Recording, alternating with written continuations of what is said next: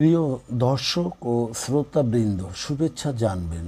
আজ আমরা একজন মহিলার বিবাহ অভিজ্ঞতা শোনাব, যা উচ্চারিত হবে আমাদের কণ্ঠে। আমার বিয়ে 100% সততার উপর ভিত্তি করে ছিল না। আমার বিয়ের পরে কিছু জিনিস আমি আবিষ্কার করেছি এবং এমন কিছু গুরুত্বপূর্ণ বিষয় ছিল যে বিয়েটি তার পরিবারের কারো সম্মতি ছিল না। আবার ভাববেন না যে আমার বিয়ে প্রেমের উপর ভিত্তি করে হয়েছে। আমার জীবন সম্পর্কে অভিজ্ঞতা তেমন ছিল না। আমাকে পরিবারে স্বাগত জানানো হয়নি, যার কারণে আমি সেই পরিবারের ভেতরকার অনেক নিয়মকানুন জানি না। আমাকে সারাক্ষণ নিজের আইডিয়ার উপর করে চলতে হতো। কি হবে বা এরপর কি করা উচিত বা কে কি বলতে পারে, সবই ছিল অনুমান নির্ভর। পরিবারের সবাই একত্রিত হলে সবাই কেন জানি আমাকে দূরে ঠেলে দিত, আলাদা করে রাখতো বা থাকতে বলতো। পরিবারের সবাই যখন সুযোগ পেয়েছে তখনই আমাকে খোঁটা ন্যাচড়া দিয়েছে। বলতে গেলে সবসময় আমাকে ছোট চোখেই সবাই দেখত। আমি তাদের সাথে বছরের পর বছর ধরে জীবনযাপন শিখেছি যে উচ্চ মূল্যবোধগুলি শুধুমাত্র তাদের বিদ্যমান সংবেদনশীল বিবেচনা, শুধু নিজেদেরই জন্যে, এবং তারা নিজ পরিবার ব্যতীত অন্য মানুষদের খাটো চোখে দেখত। তাদের কথা হলো, যার যত সম্পদ সে তত সম্মানের। একবার আমার স্বামী উল্লেখ করেছিলেন যে আমার সাথে তার বিয়ের আগে তাকে তার মা, তার খালা, তার বোন আমার উপর খবরদারি করার নির্দেশ দিয়েছিলেন। আমাকে কোনো হাত খরচের জন্য টাকা দিত না, তাই আমি অনেকটা হীনমন্যতায় ভুগতাম।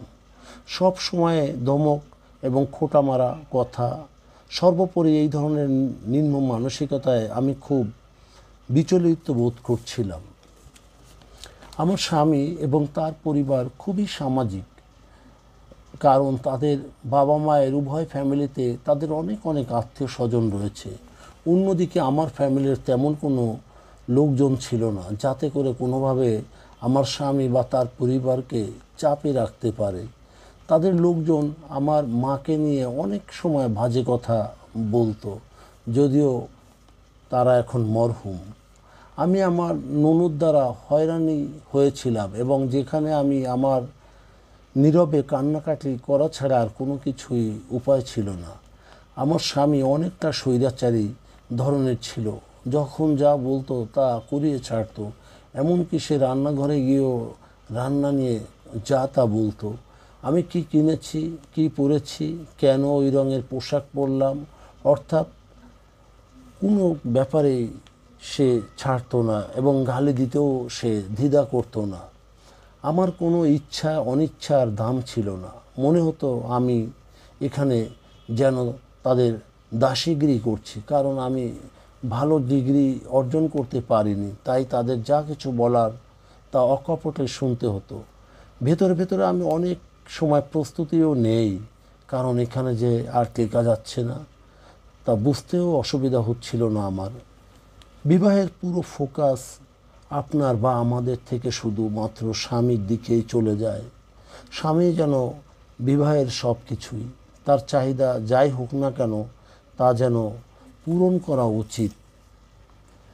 একজন স্ত্রী এবং তার পরিবারকে ছোট করা এটি এখন স্বাভাবিক নিয়ম হয়ে দাঁড়িয়েছে, কারণ আপনি একবার বাড়ি ছেড়ে চলে গেলে আপনার সব কিছুই শেষ, আপনার কোনো কিছুই আর থাকবে না। এদেশে বিবাহিত হওয়ার অর্থ হলো সাধারণ জিনিসগুলি জটিল করা, কারণ জিনিসগুলি এমনই হয়। আপনার কাছ থেকে স্বাধীনতা কেড়ে নেওয়া হয়েছে। আপনি যদি ভাগ্যবান হন তবে আপনাকে এই জাতীয় সমস্যার মধ্য দিয়ে যেতে হবে না, তবে আপনাকে একজন ব্যক্তি হিসাবে গ্রহণ করতে হবে, কিন্তু সেই সৌভাগ্যবান হওয়াও বিরল। একজন স্ত্রী হিসেবে আমাকে সব কিছুর সাথে এবং সবার সাথে লড়াই করতে হবে। তাদের বিশ্বাস চ্যালেঞ্জ করা হলে যখন আপনি পরিবার থেকে বহির্ভূত হন, আমাকে এমন কিছু কথা সহ্য করতে হবে যা সঠিক নয়, কিন্তু অত্যাচারের বিরুদ্ধে প্রতিবাদ করা সেও যেন এক পাপ। ধন্যবাদ।